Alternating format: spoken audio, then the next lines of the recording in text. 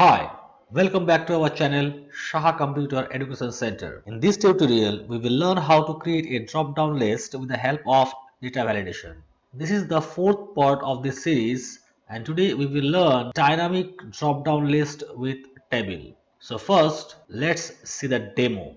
So here we can see a employee database and in this table we can see a department column and designation column and we have to fill this. So if we click on the designation column, we can see a drop down list appears. So select any designation, suppose CEO, and here we need a new designation HR which is not in the list. So to add this, we have to go to setting page and here in the designation we can see this is a table. When you click here, click this designation, we can see this is table number 2 and add a new row by dragging this corner like this way, or you can just click here and press tab, new blank row will appear. Here type HR manager. You can see in the employee database here the new item HR manager is added. So in this way you can add new item to the drop down list very easily with the help of table. So let's begin the tutorial. But before starting the tutorial, you must know how to create a dynamic name range with table.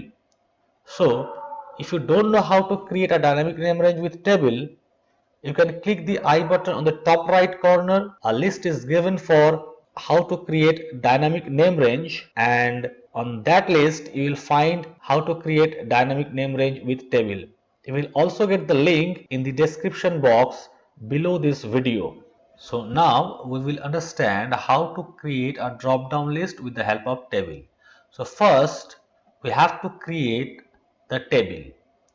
So go to settings and here we will create a table for department. So this table will be a single column table.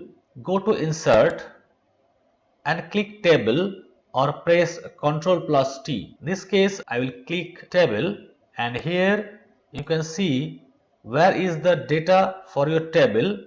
So we have already selected this one, my table has headers. If your table has a header, then check this box.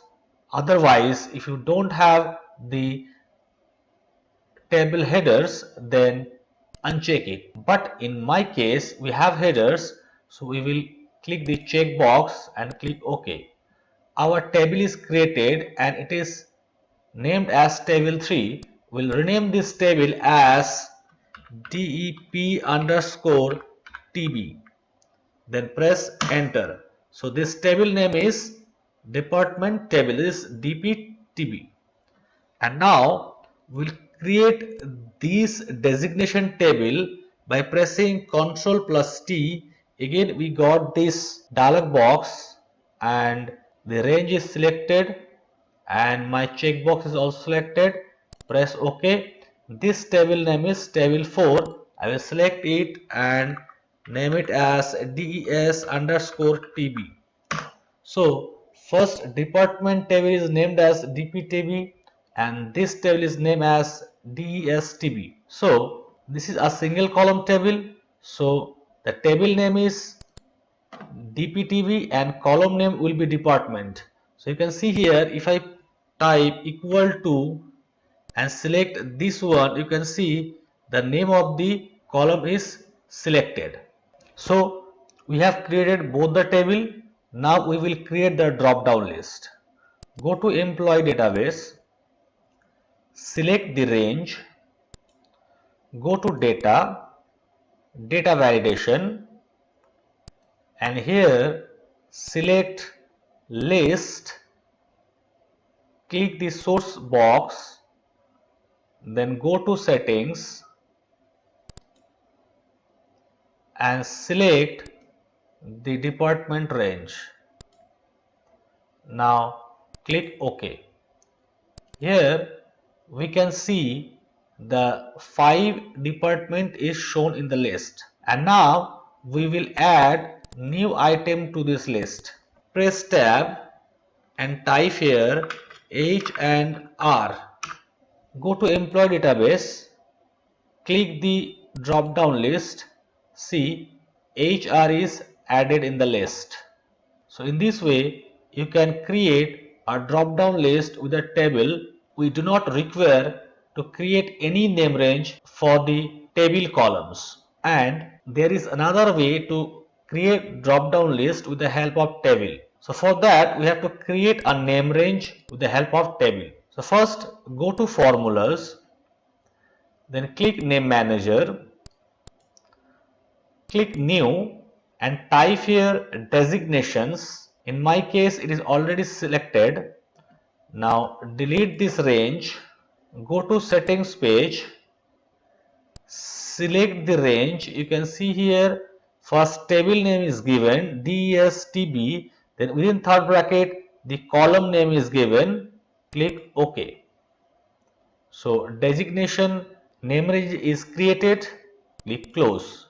Now here select the cells, then go to data, then data validation, go to list, then in the source box press F3 from keyboard. You will get the name of the range designation. Now click OK, then OK. You can see here a list of designation is shown, and if you want to add a new item, just click on the last row and press tab. A new blank row will appear. Here we will type HR manager, then go to employee database, click the drop down list. You can see HR manager is added in the drop down list. In this way, you can create a drop down list with the help of table very easily. So if you have any problem regarding this tutorial, you can comment me in the comment section. In the next tutorial, we will learn how to create a dependent drop down list. So go to this sheet. You can see here dependent drop down list is like this way. Go to designation. Here are some departments and we have been given each department. Suppose administrative department, these are the list of designations. For marketing, these are the list of designations, sales designations. So when we select our administrative, only this designation will show on the next drop down, and when we select marketing department, then this designation will show up on the next drop down. See here demo, click the administrative department, then you can see here the assistant general manager, administrative assistant, administrative associate. In this way we got the, suppose we click here assistant general manager. Now in the second, suppose is from production, then you can see here assembly operator, assembly technician. Like this way we have various production manager. So if we select here marketing, then we can see here the designations of marketing, marketing assistant or marketing associate. So in this way we can create a multiple dependent drop down list. So we will understand how to create this type of drop down list in the next video. If you like our today's video, then please hit the like button and subscribe our channel to watch our next video. Thanks for watching the video till the end. See you soon in the next video.